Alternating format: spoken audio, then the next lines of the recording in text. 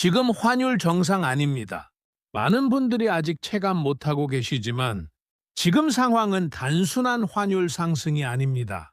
외환위기 때나 보던 숫자 1,500원이 이미 넘어갔습니다.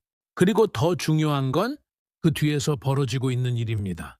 단 한 달 만에 우리나라 외환 보유액이 약 40억 달러 줄었습니다. 이건 그냥 줄어든 게 아닙니다. 환율을 막기 위해 정부가 직접 달러를 풀어서 방어한 결과입니다. 쉽게 말하면 나라가 가진 달러를 써가면서 환율 상승을 억지로 눌렀다는 뜻입니다. 그런데도 환율은 1,500원을 넘었습니다. 이게 의미하는 건 하나입니다. 지금 시장의 힘이 정부보다 더 강하다는 겁니다. 지금 왜 이런 일이 벌어지고 있을까요? 가장 큰 원인은 중동 전쟁입니다. 미국과 이란 충돌 가능성이 커지면서 전 세계 금융시장이 흔들리고 있습니다. 이럴 때 돈은 어디로 갈까요? 안전한 곳, 바로 달러입니다. 그래서 전 세계적으로 달러가 강해지고 있습니다. 문제는 원화가 유독 더 크게 떨어지고 있다는 겁니다. 한 달 동안 원화 가치가 6% 넘게 하락했습니다. 이건 주요 국가 중에서도 상위권 하락입니다. 왜 원화가 더 약할까요?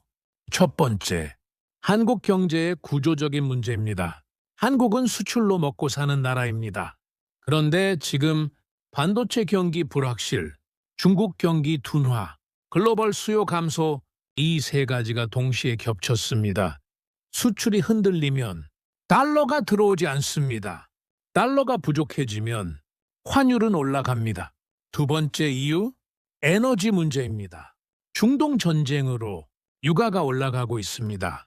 한국은 에너지를 거의 전부 수입합니다.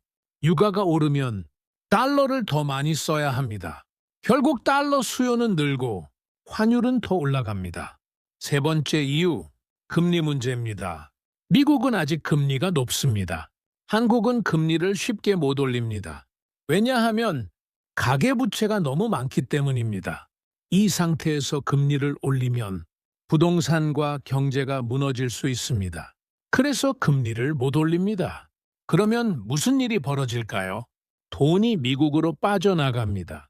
결국 원화는 약해지고 환율은 더 올라갑니다. 이 세 가지가 동시에 작용하면서 지금 환율이 폭등하고 있는 겁니다. 그럼 정부는 뭘 하고 있을까요? 가장 대표적인 게 외환시장 개입입니다. 외환 보유액을 써서 달러를 시장에 공급합니다. 이걸로 환율 상승을 막습니다. 실제로 지난달에만 40억 달러 가까이 사용했습니다. 문제는 이 방법은 오래 못 씁니다. 왜냐하면 외환 보유액은 한정되어 있기 때문입니다.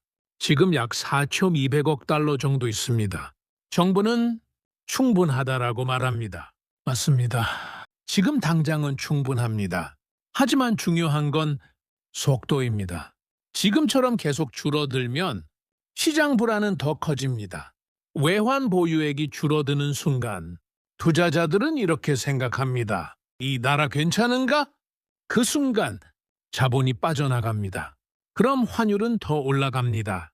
이게 바로 외환위기의 시작 구조입니다. 그럼 지금 외환위기인가요? 아직은 아닙니다. 하지만 초기 신호는 맞습니다. 지금 단계는 경고 단계입니다. 문제는 여기서 더 악화될 수 있다는 점입니다. 앞으로 가장 중요한 변수는 중동 전쟁입니다. 전쟁이 길어지면 유가는 계속 오릅니다. 환율도 같이 오릅니다. 전문가들은 1,600원 가능성도 말하고 있습니다. 만약 1,600원을 넘으면 그때부터는 상황이 달라집니다.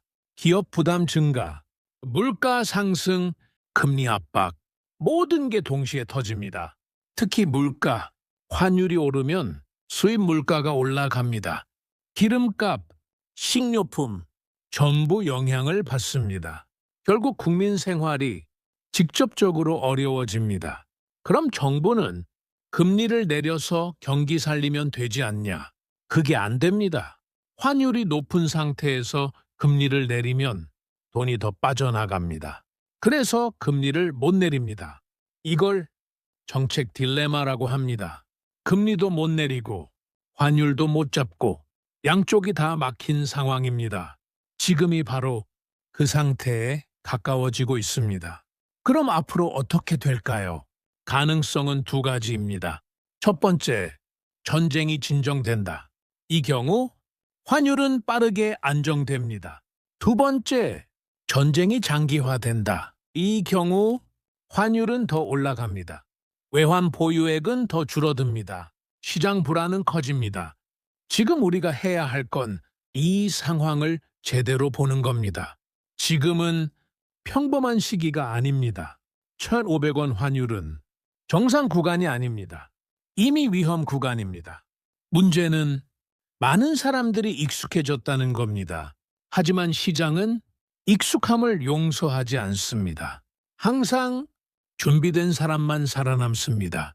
지금은 경계해야 할 시기입니다. 앞으로 환율, 물가, 금리 이 세 가지를 반드시 같이 보셔야 합니다. 지금 이 흐름을 이해하면 위기에서도 기회를 잡을 수 있습니다. 모르면 그냥 당하게 됩니다. 지금은 정말 중요한 순간입니다.